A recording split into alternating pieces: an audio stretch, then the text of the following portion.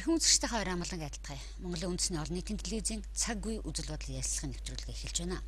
Би өнөөдөр нэвтрүүлэхдээ Нацаг дөржиний нэрэмж чагнат яруу найрагч сэтгүүлч цоодлын хулан гүрсэн юм. Өрөөмийн төргий. Урилгыг хүлээн авсанд баярлалаа. Тэгээд би сэтгүүлч гэдгийг яруу найрагч ард хэлээ л дээ. Тэгтээ битээр үнэндээ сэтгүүл зүйн тухай ярих гэж байгаа юм. Ягаад гэвэл өөрөө сэтгүүл зүйн салбарт хөдөлмөрийн гараагаа эхэлсэн. Хэдийгээр өнөөдөр зүгээр шүлэг яруу найраг эрхэлж байгаа ажил өөр юм шиг боловч нийгэмд болж байгаа үйл явдлын талаар үзэл бодлоо хэлж тэрний төлөө өвдөж явна гэдэг нөгөө сэтгүүлчийн ажил хамт л явж байгаа гэж ойлгодог юм. Тэгээд өнгөрсөн 7 хоногт манай сэтгүүлчид энэ сэтгүүл зүйн салбараа хаана явна, яах ёстой гэдэг талаар нэлээд ярилцсны дараагаар би тэр дундаас хүн урахаас илүү одоо энэ сэтгүүл зүйн салбарын гадна талд байгаа. Тэгтээ дотор нь явж исэн хүн яруу найрагч хулан юу гэж бодд юм болоо гэд ингээд битээ нэлээд хэдэн хоногийн өмнө тохирсон билээ. За юу бодож явд юм бол гэд би баг асуултаа хэлчих шиг боллоо шүү дээ тий. Эндээс яриагаа эхлэх үү. За 90-ад оны ихэнх үе бол миний оюутан байхдаа төрийн төв хөвлөлийн ардын эрх сонинд орж ажлын гараагаа эхэлж исэн их хүчрэх гэгээлэг хамт олон байсан. Өнөөдөр тэр үеийн ардын эрх сонныхан бол бүгд одоо манай Монголын нэр бүхий өдөр тутмын сонинуудын болон одоо бусад хэвлэл мэдээллийн хэрэгсэл нэр нөлөөтэй ийм сайхан лидерүүд болж төлөвлөсөн байна л да. Энэ бол манай яа харахгүй цэрэн дэржин балдарж эрхлэгчийн маань гавья. Нөгөөтэйгүр нийгэм яг арчилгаж явах энэ үед хамгийн одоо энэ үнэтэй үгийг одоо мэдэрдэг тийм хүмүүс энд цугларсан.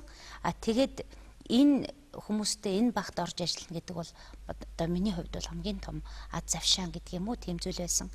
За сэтгүүлчийн хөдөлмөрийг өнөөдөр яг нийгэмд хэрхэн ойлгож байгаа гэвэл их алга цог янз бүрийн ойлголттой байдаг бах. Гэхдээ нийтэд нь одоо ингээд томоор ингээ харах юм бол сэтгүүл зүйн салбар хөгжиж байна. Ямар утгаар хөгжиж байна гэхээр бид нар өнөө яадаг байлаа штэ анх л энэ шилэн офистэй болоод л тийм ээ нийгэм даяараа бүх юм шинжлэгдээд л те их гоё болоод бид нар яг тэр нэг навтлын үнэр ингээд ханхалсан одоо манай өнөөдөр сонины анхны ширээнүүд бид нар тэр төрийн ордноос тэр өөрсдийнхөө өнөөдөр сонин өдрийн сониныхоо байр руу нүүцгээе гэж хэлсэн энэ бүхэн одоо тэр үед бол бүх юм одоо харьцангуй их ядуу ягаад тэгэхээр дундаа ганц нэг дифтфонтой те 2 3 одоо юутай за ишээ дээр нь би юун дээр одоо Монголын үндэсний олон нийтийн телевизэд радиод бас ингээд дадлагын оюутан энэ төр байхад нэг репортероо үрээд л юм уу нэг тижка камер хүлээгээд л одоо энэ Ононбат тулгай бид нар чинь Z хөтөлбөрийг хийж яхад ямар байла өнөөдөр тэр материалын зүйлсийн хувьд бол сэтгүүл зүйн салбар бол агуу одоо их урагшаага агцтай явсан байна. Аргагүй юм 20 жил өнгөрлөө. Энд харин ажиллаж байгаа сэтгүүлчдийн маань өөрсдийнх нь яг нийгмийн хариуцлага гэдэг юм уу ёс зүй яг ямар байгаа вэ гэвэл бас ярил нэлээд юм бий л дээ. За энэ тухай ингээд хоёлаа ярианд орё. Тэгэхээр сэтгүүлчийн хөдөлмөр салбарт хөдөлмөрийн гараагаа эхэлсэн гэдээ би түр үзэгчтэй мэдээлэлтүүдийг хэлсэн л дээ. Тэгэхээр таны хийсэн ярилцлагууд бол их олон тухайн үед нэм гараг сонин ардын эрхэд хийжсэн ярилцлагуудыг бол тэр үеийн уншигчид бол сайн санаж байгаа бах. Тэр Далааламтай хийсэн ярилцлагын архиа багуугаараа аргих уугаараа гэдэг бол одоо өнөөдөр хилцүг зүрцсэн үгчгэл болчлоо шүү дээ тийм ээ. Тэгэхээр тэнд ярилцлага хийгээ зарим нэг байдлаар хүмүүсийг дүййлгэхийн дүйл гэж те зарим нэг байдлаар энэ чи ямар хүн бэ гэж бусдад харуулах тийм явдал ярилцлага хийх болгонд хүмүүс тохиолдол би энийг өөрөө их сайн мэдээд байгаа байхгүй. Хэл ам хэрүүл тэмцэл гарч ирсэн юм уу? Үгүй шүү. Яагаад тэгэхээр би өөрөө тийм сайн сэтгүүлч биш. Энийг би яагаад хашлтанд хэлж байгаа юм гэхээр өнөөдрийн сэтгүүл зүй штэ нийгмийн энэ алга ирээн амьдрал дундаас хар бараан талыг олж бичвэл илүү их уншигддаг, борлогддог нэг хэсэг байсан тийм үү? Өнөөдрийн эсвэл нэг хүнээс заавал нэг доголдолтой муу сул талыг олж бичгээрээ энэ бол сенсац материал тэр өдрийн сонины хатаас болох юм шиг ингэж энүүгээр одоо их тийм арчилсан хэвлэл мэдээллийн хэрэгслийн одоо эрх чөлөөт байдал энэ төр гэж ингэж ойлгосоор ирсэн маань биднийг өнөөдрийн сэтгүүл зүйтэй болгоход хүргэсэн болов гэж би эмзэглэж байдаг. Яагаад тэр янз бүрийн салбарын 300 гаруй хүн энэ дотор улс төр урлаг соёлын одоо зөндөл улсууд байлаа. Тэгэхэд хэл ам яагаад гарч байгаагүй юм бэ гэхлээр миний хувьд хувь хүн өөрөө тэр хүний гэгээтэй талыг олж харъя гэдэг юм уу. Жишээлбэл одоо сониудынхаа би ярьцлагуудын нэрийг ингээл эргэл бодоход надад Жансан руугаа нөгөө төрийн ордноос төгөлдөр хуураад дөнгөж нүүлгээд Герман руу яваад л тэгэл өөрөх нь одоо амьдралын талаар хүмүүс ингээд шуугж явах идүүд би орчлон дийлдэшгүй цорын ганц хүн гэдэг одоо их тийм онгороо гэж хүмүүс одоо харахаар та тийм нэртэй жишээлбэл ярьцлага гаргаж ялла. Жагдлын лавгаагаан би лавг нэртэй ургамал гэдэг тийм. Жишээ нь гэмгүй юм шиг хэрнээ хувь хүмүүсийг нээх хувь хүнийг одоо тэр орсоор хэлэх юм бол раскрепашн тийм үү? Хувь хүнийг одоо нээгээд одоо чөлөөлөөд альва тийм үзэл бодлын хүлээснээс нь чөлөөлөөд яг за энэ хүний хөрөг энэ шүү гэд ингээд нийгмийн алган дээр тавина гэдэг бол үнэхээр сэтгүүлчийн хөдөлмөр мөн үү мөн. Би энэ үргээ биелүүлжсэн болохоос ч тэр хар талын их харж байгаагүй учраас хүмүүс надтай зарга хийгээгүй. Тийм учраас би өөрийгөө муу сэтгүүлч гэх гээд байгаа юм л да. За ажилтан дотор тийм ээ. Тий. Тэгэхээр дараа нь тэгээд өөрөө чинь сэтгүүл зүйн салбарын чинь түүхийг ингээд харахаар ордон дотор сонгуулийн өмнө ардын төр нэртэй нэг цөөхөн тооны сонин гаргаад л яваад исэн. Тэгэхээр энэ өөрөөр хэлэх юм бол бид нар одоо нэгэн томоохон хэвлэл мэдээллийн салбарт ажиллах, өөрөө сонин гаргах тэр хооронд бол одоо өнөөдөр бид нар сэтгүүлчтэйгээ юу гэж яриад байна? Захиалгад алдуурчин болцсон л гэж би энийг хэлж үзэж байна. Худалдагддаг тухайч ярьдаг л болж байна. Тэгэхэд тэр үед бол тэрийг хийчих тийм амархан юм уу? За ардын төр сонин бол яг 2008 оны улсын их хурлын сонгуулийн өмнө би гаргаж эхэлсэн. Энэ ямар нэгэн одоо цаана захиалагчгүй тийм ээ. Энэ үед бол яг амьдралын маань үзэл бодлын маань их тийм чухал шийдэл гаргах тийм үед байсан л да. Яагаад тэгэхээр тэр чухал шийдвэрийг гаргахад энэ улс орны амьдрал бол хувь хүний амьдрал үзэл бодол тусгалаа олдог штэ. Тэгээд энэ үед бас дан нэг намын үзэл суртал гэдэг юм уу, нэг одоо хүнийг дахин шүтэх юм чинь бас нилээд манад газар авчихсан байсан.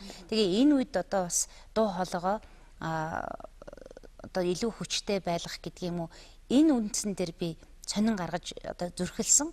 Сонин бол их мөнгө ордог. Сонин их мөнгө ордог. Гэхдээ энэ 1000-аас нэг 2000 дугаарыг бол одоо өнөөдөр бол наад захын хүн гаргаад явна шүү дээ. Гагцгүй энд байгаа редакцийг хэрхэн одоо ажилуулах уу, цалинжуулах уу энэ төр гэл ямар менежмент хийх үү энэ төр гэдэг бол тустай асуудал юм.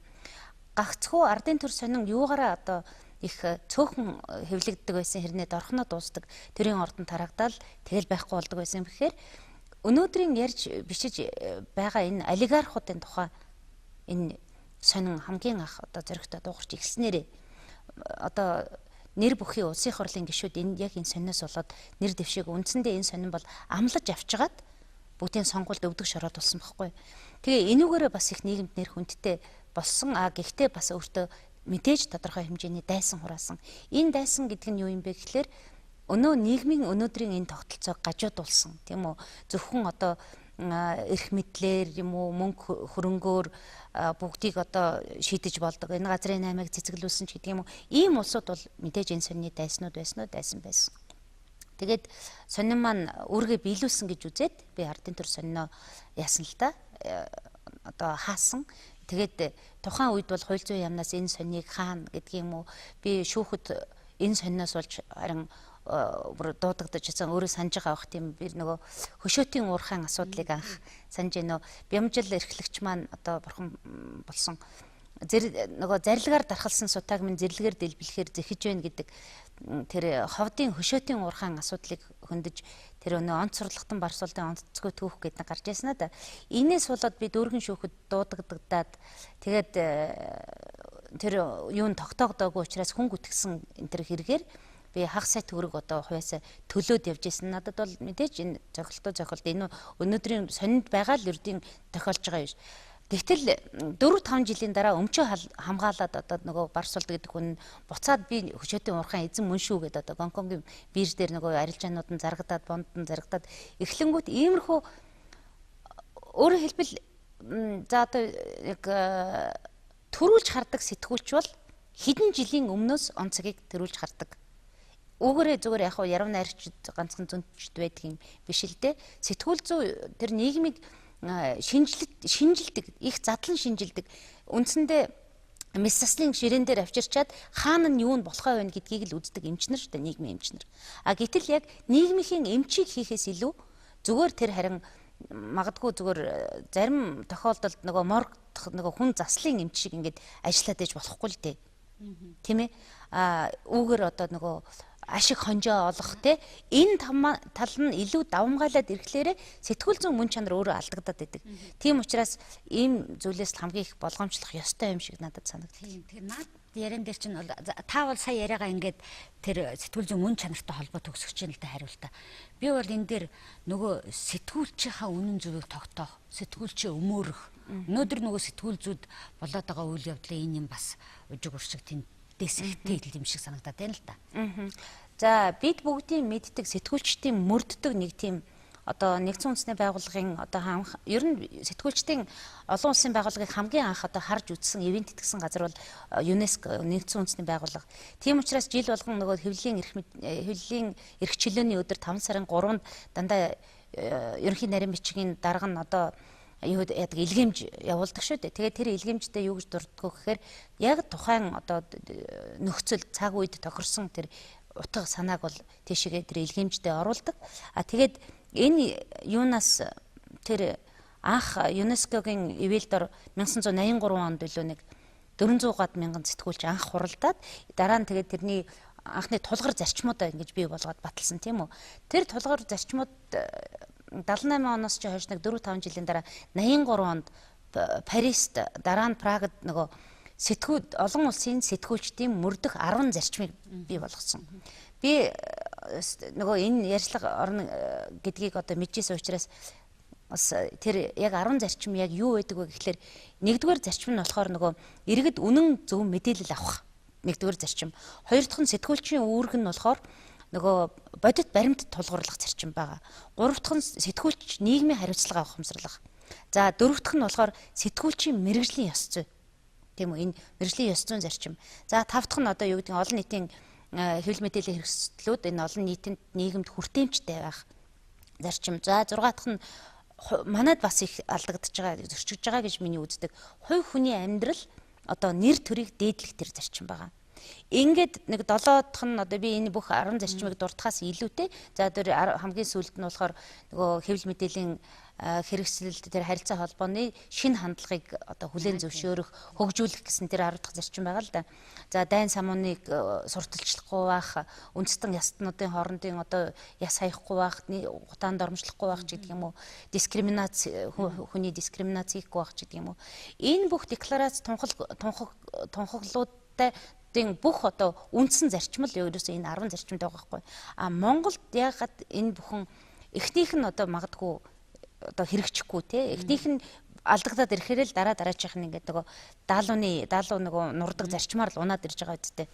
Тэгээ Монголд бол яг хэрэгжихгүй байна гэж би хөндлөнгөөс одоо сэтгүүлчийн үзгээд төр тавьсан байгаа хүний хувьд ингэж харагддаг. Тэгээ яг тэрийг хувь хүний амьдрал нэр төрийг эрхэмжин дээдлэх гэдгээсээ илүү та нэг зарчмыг хэрэгжиж байгаа юм шиг яриа явуулсан тэр юу гэвэл сэтгүүлч мэрэгжлийнхаа хариуцлагыг ухамсарлах гэдэг асуудал. Энэ нөгөө нийгмийнхаа болохгүй байгааг харж өвдөх гэдэг бол яг сэтгүүлч одоо яруу найрагч ер нь өвдөхгүй хүн хаана байгаа. Тэрийг бичиж гаргах эрхтэй хүмүүс нь л сэтгүүлчд байгаа дээ л да. Тэгэхээр энийг одоо ерөнхийд нь бид нэр өвдөж байгаа тэр нэг болохгүй байгаа юмыг зөв талаас нь гаргаж чадж гин үгүй юу гэдгийг зарим ялангуяа тэр гадна байгаа хүн илүү хардаг байхаа. Түрүүн би нэг дурдаад өнгөрсөндөө ерөн зөвөр эмч юм гэж те нийгмийг ангаах бас нэг эмчийн үүрэг байх хэрэгтэй байхгүй юу? Илүү их одоо тэр нэг гэгээлэг талыг олж харах гэж би бас түрүүн дурдлаа те. Хэрвээ ингэж чадахгүй дотроо дандаа харанхуй явж байгаа хүн бол дандаа харанхуй зүйлийг л харна.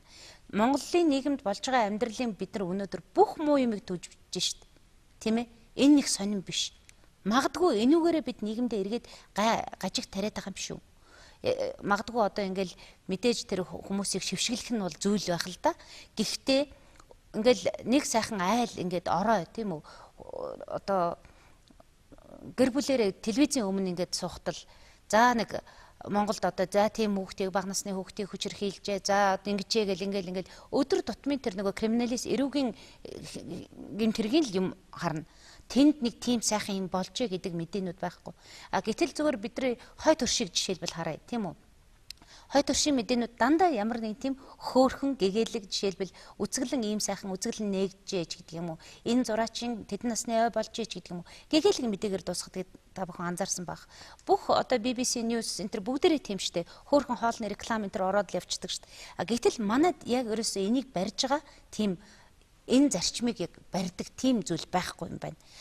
Монголдо болж байгаа бүх харанхуй бүх юмнуудыг яаж хүмүүсийг нөгөө сэтгэлийг нь дарамтанд оруулахаас гадна дээр нь ерөөсөө тэр хаа байсан Афганистаны тэр душманууд хоорондоо буудалцлаа. За тэнд нэг галт уул дэлбэрсэн чинь тэглээ инглээ гэд Монголд магадгүй хэрэггүй зүйлсүүдийг бүх хог навшиг тантан болгож энэ нийгэм бол хогийн сав биш штэ.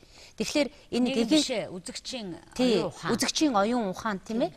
Тийм зүйл биш байхгүй юу. Тэгэхээр бид нар тэр мэдээллийг сонгох зүйл дээр сонгох тийм үү энэ тийм зүйл дээр бас их алдаад байгаа мó гэж боддгийн. Мэдээж одоо хэвлийн цензур гэдэг юм уу энэ нөгөө сайн ч мууч бид нар нэг тийм ганц хуудас одоо хэвлийн эрхчлөөний хуультай.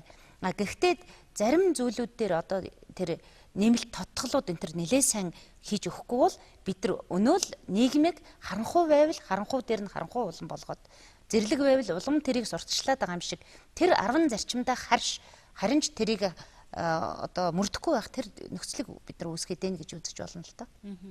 Тантай би зүгээр би санал нийлж байна. Тэгэхдээ би сөргүүлж асуулт авахын тулд таны сүүлийн нэг шүлэг байлээ.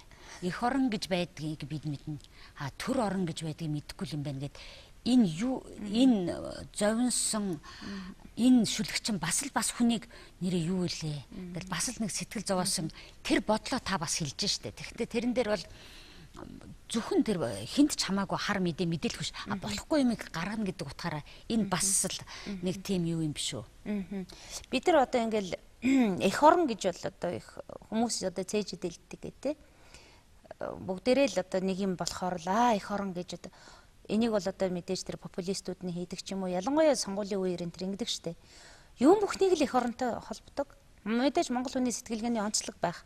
Нөгөөтэйгүр бид нар зөвхөн эх орныг яриад төр орн ямар байх ёстой гэдгийг нэг яриха болцсон. Энэ төр орны тухай ойлголт бол их дээр үеэс байсан. Одоо бусад хэлэнд бол байна л да. Нөгөө Родина гिचээд Ачизна гэж байна тийм үү? Ачиз гэдэг язгууртай шүү дээ. Төр орн байгаа дээ.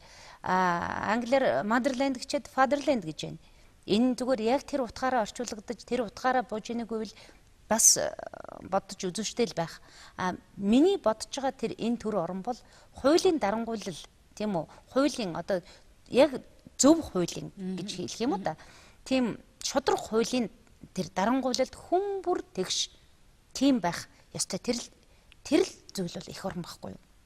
Төр орн байхгүй юу? Эх орн зүгээр үүдэг уул уурхай малчны хот юм уу одоо ээж аавын одоо сайхан юу те хайр халамж энэ бол эх орн юм тийм үү? Гэвтэл түүнээс гадна энэ төр орныг өнөөдөр бид босгож байна. Хуучин Монгол хүнд Чингис хааны үед бол төр орноо босгох тэр ирмэлзэл байсан. Ер нь Чингисийн одоо хөвгүүд газар нутгаад хилээд Монголын хүчрхэг гүрэн эзэнт гүрэн бий болж явах үед бол тэр хуулийн дарангуйлал бол их тэгш харьцангуй байсан шүү дээ. Дараа нь манайх тусгаар тогтнолоо алдсан. Дараа нь манайх энэ юуны орн боллоо шүү дээ. Хараад энэ хой төршийн хараад орн болсон. Өнөөдөр энэ хоёр том гүрний дунд ингээд байж хата төр орныг босгох боломж сүүлийн одоо олон жилд манад яг энэ өдрүүдэд олдож байгаа байхгүй юу? Одоо энэ 1990 оноос хойш гэж хэлээ л да.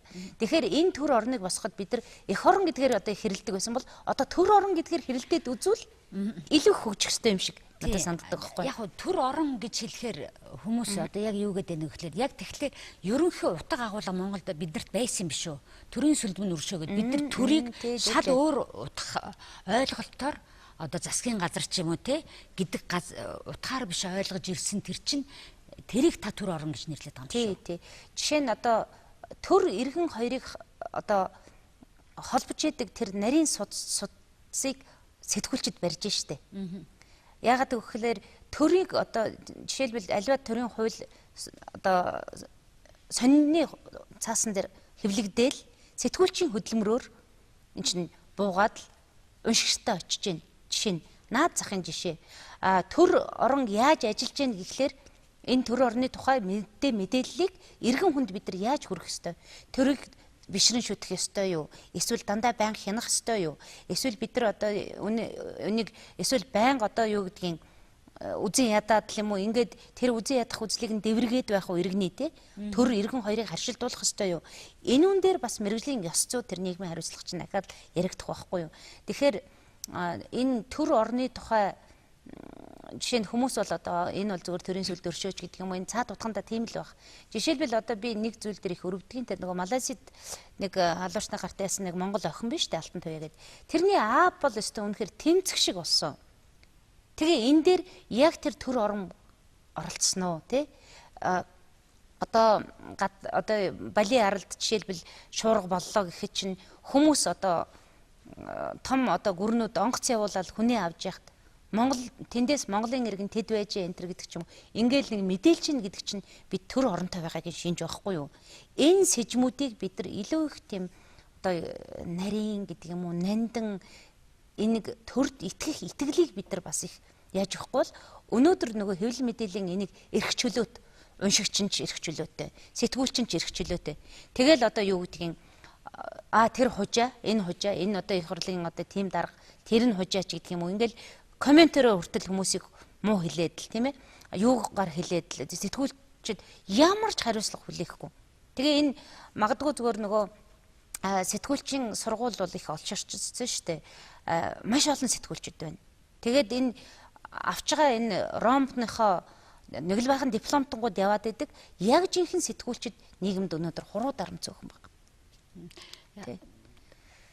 Тэр чи яхад нөгөө хүний өөртөө хамт төрдөг, өөрт нь өгөгдсөн байдаг шудраг байх, зарцимж байх, худалдагдахгүй байх гэдэг юм сэтгүүлч гэдэг ажлыг эрхэлж байгаа хүнд илүү байх ёстой гэдэг утгаараа бид нар тэгж хараад байгаа байх л да. Ингээд би одоо ер нь ялангуяа өөртөө чи ярилцлага хийж хахад асуухгүй гэж болохгүй. Би ярилцлаганд орсон хүн болгоноос асуудаг. Өнөөдөр монгол хэл ямар яргалал донд байгаад яаж ингэж бид нар өөрсдөө тээж яваа хүмүүс нь өөрсдөө энийг хэрхэн одоо нуугслан гэж хэлчихэд арай хадуучих гэдэг юм. Одоо бид нар тэр хэл монгол хэл ерөөсөө үндсэндээ монгол хэлний тэр төрийн комисс гэж байдаг, төрийн зөвлөл гэж байдаг шүү дээ. Тэгээд тэр төрийн зөвлөл бол уул нь илүү их тийм хүчрэхэг болж илүү их жаахан өөрийн гэсэн эрх зүйн орчинтой болоод эннийхээ хүрээнд бас их тийм зарим тийм ажлууд хиймэр байгаа юм л да. Жишээ нь тэгээд бид нар бас нэг тийм язгуураасаа бичих соёлоос байхгүй холдсон улс учраас нөгөө яагаад энэ монгол бичгээ устгацсан чинь бид нар илүү их тэр нөгөө Америкчих, баруунжих те одоо ингээд Оросчих, Хятадчих тэр хандлага руугаа явчлаа штэ. Сэтгүүлчдийн маань одоо бичиж байгаа тэр зүүнд үгийн болоод үг найруулгын алдаа бол тэргүү дэрний бол зах замбраага алдсан байх. Нөгөөтэйгөр яг мэдээж сэтгүүлчийн хувьд бол би сэтгүүлчтэй бол үнэхээр мундаг одоо нийгмийн хөдөлгөгч хүч гэдгээр бол үнэхээр бахархдаг. Ягаад тэгэхээр эднэр бол биш үү зарим одоо нөгөө шинэхэн одоо гишүүд биш үү улсын их хурлын гишүүд ингээл маанагтаад ингээл сууж яхад дандаа гарцуудын заагаад эн чин тэрний фракц байхгүй энэ чин тэрнийг байхгүй гэд бүр улс төрчдөөсөө том улс төрчид бол манай сэтгүүлчид мөн энэний толгойд яаж юм орвоо гэд тэр гаргалгаа гаргаж байгаа тийм үү тэр улс орны төлөө одоо ухаанаа уралдуулаад бүр магадгүй зөөр сэтгүүлчдийн тэр 4 дахь засаглал гэдгийнхээ үүргийг мандаг биелүүлдэг. Үүний зэрэгцээ сэтгүүлчийн хөдөлмөрийг, сэтгүүлчийн нэр төрийг гутаагаад байгаа тэр зүйлс маань юу байгаа юм бэ гэхлээр энэ түрүүний нөгөө ярих гад орхидог тэр сэдв багхгүй юу? Өнөө монгол хэлээ яадаг тийм ээ, яргалдаг гэж хэлж байна. Тэр монгол хэл ерөөсөө тэр үнэт зүйлсийг бүрдүүлж чаддгүй тэр сэтгүүл зүйдээ өөрийн гэсэн тэр үнэт зүйлгүй болчихлоороо тэр цаад бичиж байгаа хүн ч гэсэн бичигдэж байгаа зүйл нь ч гэсэн өнгөө болчихж байгаа байхгүй нийгэмд. Энүүгээрээ бид нар жишээ нь одоо нийгэмд нэр алдартай хүмүүсийг жишээлбэл өрөвдмөр штэ. Ер нь Монголд нэр алдартай байх их хэцүү. Маш хэцүү. Ягаад тэгэхээр дандаа байнга нөгөө папараццийн хараанд байна. Байнга. Тэгээд штэ гүтгэлгийг төлбөргөө авчгаад залруулахын одоо жишээлбэл авахтаа олон сая төгрөг нэгж чинь. Энийг хамгийн их магадгүй зүгээр сэтгүүлчид маань өөрсдөө эхлүүлээгүй. Энийг улс төрчид юм болгочихсон. Ягаад тэгэхээр бие бинийгээ мөнгөөр зодож сонгуулийн үеийн компаниуд мэдээлэл хэрхэн үнэтэйг мэдээд энэ рүү хошуурчихлаа шүү дээ. Тэгэхээр энд одоо юу гэдгийг наад захын иргэн хүн бол тэр эрхээ хамгаалуулах гэдэг ингээд явахд бол хэцүү дээ бас. Тэр монгол хэлний талаар би дахиад асуух гэсэн. Та бол тансаг сайхан монгол хэлээр яруу найргаа бичиж ерөөсөө ч шүлэг гэдэг дандаа тийм байгаасаа гэж хүсдэг. Гэтэл хазгаа морой бичсэн шүлэг үзээд ёстой чих хүрчин гэдэг шиг болдог. Энийг зохицуулдаг юм байхгүй мó гэж боддог үе байдгүй. Энийг яаж зохицуулж болмоор юм шиг санагддаг вэ? Бид нар бол одоо үнэхээр одоо миний хувьд бол сэтгүүл зүүн маш олон энэ шиг би заримдаа би машин дотор явахдаа эфемиг унтраадаг, сонсож чадахгүй. Тий.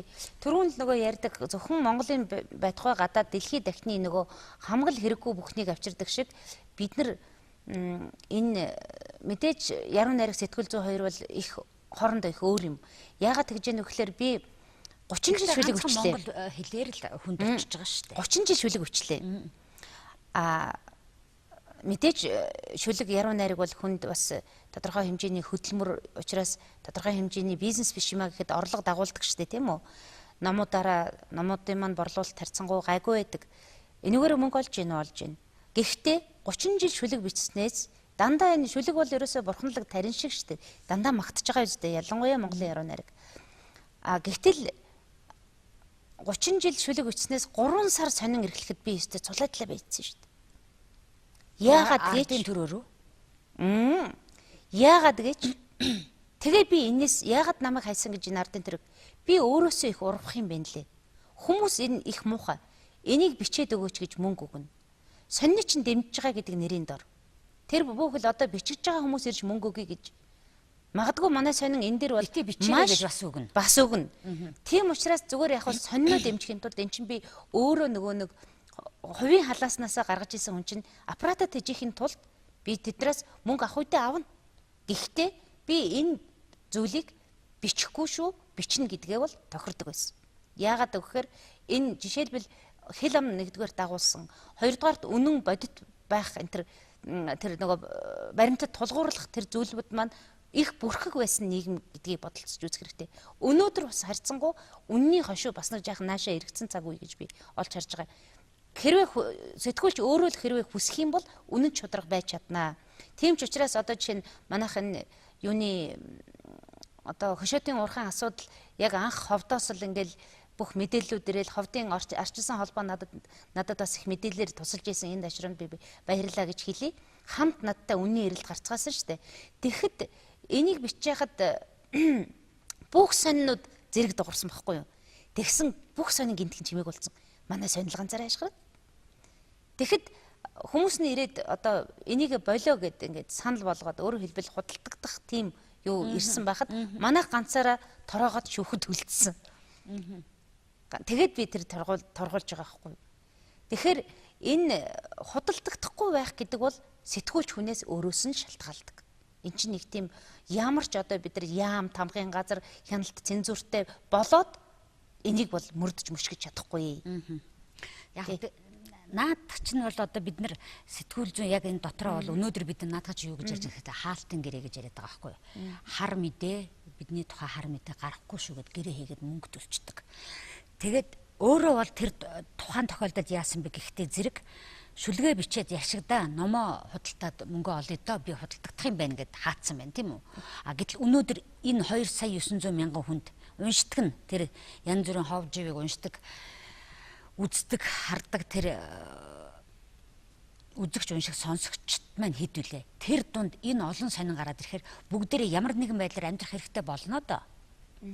Тэгэхээр хаалтын гэрээ гэдэг юмыг л хийхээс л аргагүй болчиход байгаа. Энэ тухай ер нь бол нэлээд яригдах бах. Тэгэхээр энэ түүх бол бас нэг ирээдүйн сэдвэл байх. Ирээдүйн сэдвэл байх. Яг тэгэхээр хаалтын гэрээний тухай би бас сонссон л доо. Хаалтын гэрээ гэдэг одоо манай энэ үзэгчдэд илүү ойлгомжтой болгохын тулд бол энэ ямар нэг одоо нэр бүхий хүндтэй компани юм уу нэр бүхий одоо хүн өөрийнхөө тухай хар бараа мэдээллийг сөрөг мэдээллийг гаргахгүй байх гэрээ байгуулахыг хэлж байгаа. Тэр нь мэдээж мөнгө төлнө гэсэн үг. Инхээр энэ нийгэм чинь харин өөр тийшээ яваал эхлэн штэ. Тэгэхээр магадгүй зүгээр энэ тухай хаалтын гэрээ гэдэг зүйл ирээдүйн сэдвтэл одоо зөвхөн бит хоёр бол энэ зүйлийг шийдэхгүй учраас орхисон дээр байх гэж бодож байна. Энэ бол одоо ер нь бол сэтгүүл зүүн салбарыг цааш зүү явуулахад хамгийн чухал юмны нэг гэдэг сэтгүүлчид яриад эхэлсэн.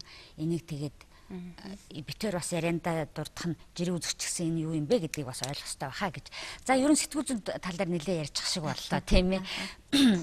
Хамгийн сүүлийн ном Алтан зэгсний ангир нэртэй байсан л да. Тэгэхээр ном болгон өөрийн гэсэн өнгөтэй, амьсгаатай тий одоо донж гэх юм уу бас тийм л юмтай байдаг баг. Энэ номны чинь. За өнгө амьсгаа донж нь юу вэ гэвэл энэ номны өнгө юу нь болохоор ерөн зүгээр альва сэтгүүлчийн бичсэн тэр материал ч гэсэн өөрийн төвхтэй байдаг шиг шүлэг яруу найрч гэсэн өөрийн гэсэн хизээ бичигдсэн, хинд зориулж бичигдсэн, юун тухай бичигдсэн, ямар нөхцөлд бичигдсэн, яаж явахтаа бичигдсэн гэд ийм олон тийм түүх намтар дагуулж идэг л да. Тэгээд энэний зүгээр ганц гол донж нь юу юм гэхээр миний хамгийн анхны шүлэг 14 настай байхад бичигдсэн. Тэгээд 87 онд энэ сонин дээр хэвлэгдэжээ. Тэгээд сонинд хэвлэгдээд хамгийн анхны тэр нэг бас хотын модод гээд 17 та бичигдсэн шүлэг маань Өвөр Монголын өртөө засах оронд хэвлэгдсэн боловч тэр дугаарыг олшруулж тараахыг хоригдсан байхгүй юу? Бүр Өвөр Монголын өртөө засах орны тэр хотын модод гэдэг нь өнөө цаг үеийн тухай тэр тэгштгэлийн тухай хотод ингээд моднуудыг нэг хавар болгон тайрдаг штэ. Тэгээ тэрүүн дээр нөгөө тэгширч ирдэрсэн хоригдлын жагсаал мэт тийм ээ бид хотын заяатай моддоо гэд өнөө яг социализмын тэгштгэл байхгүй хэвшмэл сэтгэлгээ нэг ижилхэн өнгийн хувцас өмсөх инээ тэрэ энэ бүгд байсан. Тэгэхээр жишээлбэл одоо энэ хотын модод гэдэг шүлгийн доор зохиогч тэр үед 17 настай байсан. Анх удаа ер нь нөгөө анхны шүлгүүдээрээ бас нэг ингээд яана гэдэг бол бас тэр болгон одоо тэгэд байдгүй шүү дээ. Тэгэхээр юуны энэ номын маань өнгө донж гэдэг юм уу гол онцлог нь бол тэр шүлэг болгонд голдуу тийм тайлбар хийсэн байгаа. Тийм байна. Наадах чих сони юм байна. Хотын модод шиг тийм сонин төгтэй шүлэг олон байна уу? Гэхдээ одоо миний тэр нөгөө цэцгийн толгой тасдгаа өртөө явахыг хүссэн, цэцгийн толгой авдгаа төртөө байхыг хүснэ гэдэг чи одоо манайхан бас мэддэг болчлоо. Зүгээр л амьдрахсан зүлгэн дээр гэрэн бариад гэж өнөөдрийн яг энэ нөгөө миний одоо өөрөө ирэхгүй л энэ рүү орчлоо л да. Тэр цэцгийн толгой авдгаа төртөө байхыг бид нар хүсэж чинь гэдэг чинь ерөөс энэ нийгмийн тогтолцоо шүү дээ. Монголд хүний хайрладаг байх хэрэгтэй баймар байна. Төр нь хүнийг ямар байна. Хүнээ иргэнэ хүндэтгдэг баймар байна. Тэр үндсэн хуулийн заасан тэр харилцаануудаа бид нар үнэхээр илүү нарийн тодтогж гаргаж ирмээр байна. Үүндэл сэтгүүл зүй өстой жинхэнэ тулгуур баган шиг тулж ажиллах хэрэгтэй байгаа байхгүй юу? Түүнээс биш яг ингээд дан ганц шүлэг яруу найргаар хүн шүлэг яруу найргаар өнөөдөр нийгэм айгүйх тийм шүлэг гэхээсээ илүү магадгүй хараал өрөөл их сонсож штэ. Гудамжны өнөөдөр бөглөрөө юу байна? Одоо юу гэж хэлдэг юм бэ? Би сүүлийн үед нэг ийм зүйл яриад байгаа юм. Америкчуудыг нөгөө алтны асуудал эвдсэн гэдэг чинь Москвачуудыг Достоевскийн бүр үг шүү дээ. Москвачуудыг орон сууцны асуудал эвдсэн гэж. Монголчуудыг замын төгжээ эвдээд байгаа байхгүй юу?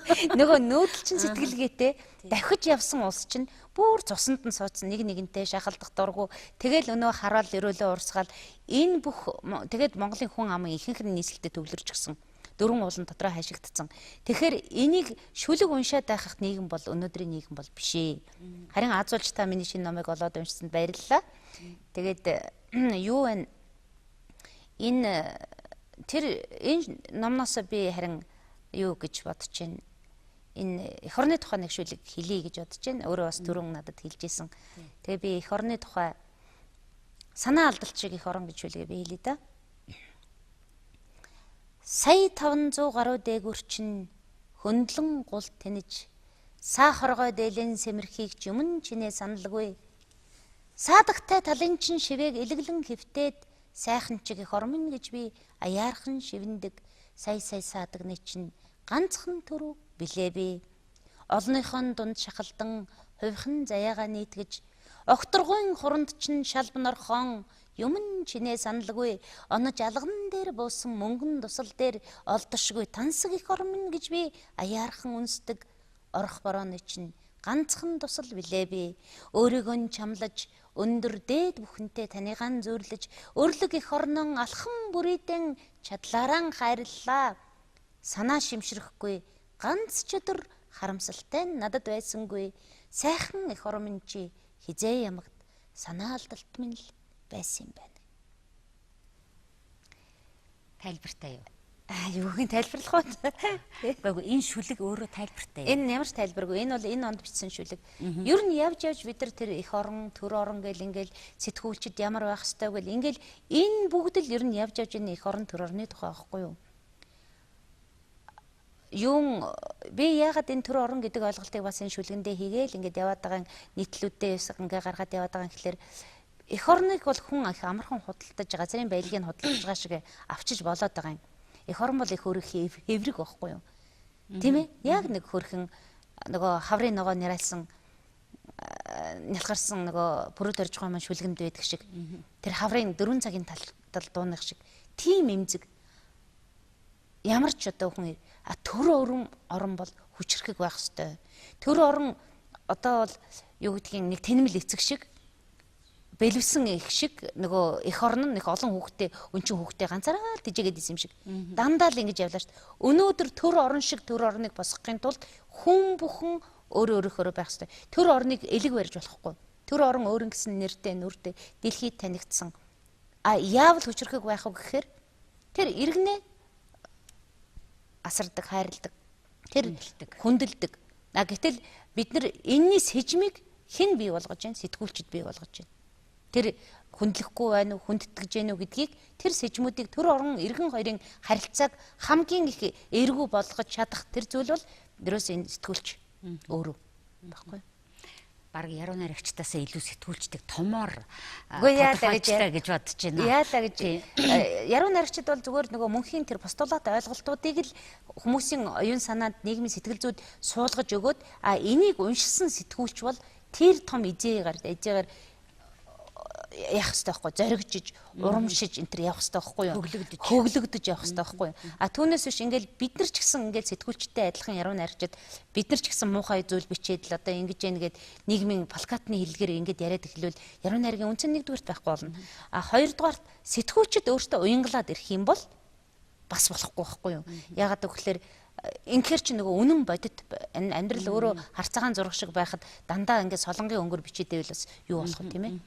За ямар ч хэлсэн сэтгүүлчдийн хувьд бас уншигч үзэгчд маань сэтгүүлчдээс юу өсөхийн хувьд яруу найрагчдын хувьд ч гэсэн адилхан ийм нэг яриа өрнүүллээ. Тэгээд таны тэр санаа шимширч гэдэг үг надад их таалагдлаа. Үнэхээр эх орныхоо тухай одоо таны хэлснээр төр орныхоо тухай ч гэдэг юм уу.